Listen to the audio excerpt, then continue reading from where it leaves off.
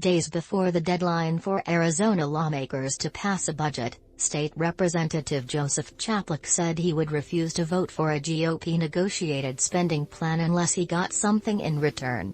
"I said I'm not signing on to the education budget if we don't have control of the masks." The Scottsdale Republican, Chaplik was referring to mask mandates, requirements for students, staff and visitors at Arizona public schools to wear face coverings to mitigate the spread of the coronavirus. Republicans such as Chaplik were demanding the budget include a policy banning the state's public schools from issuing such mandates.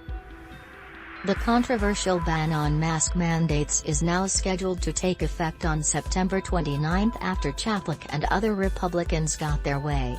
But that's where attorney Roopali Desai says lawmakers got it wrong. In August, Desai filed a lawsuit on behalf of Arizona's teachers union, school business officials, civic groups and others, arguing a handful of policies passed as part of the budget are unconstitutional. That includes rules for conducting elections, regulations for what teachers can and can't talk about in their classrooms, and the ban on local school leaders requiring students and staff to wear masks.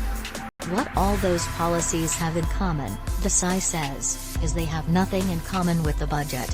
There's not any budget provision relating to a prohibition on COVID-19 mitigation policies, such as mask requirements, she says.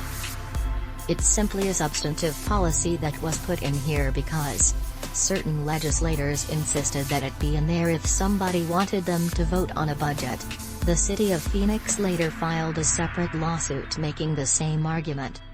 City attorneys say a policy designed to undermine civilian oversight of the Phoenix Police Department is unconstitutional. It's not the substance of the laws that are at issue, Desai says. It's the way Republican lawmakers approved them. Chaplik and other Republicans leverage their votes on the budget for something in return.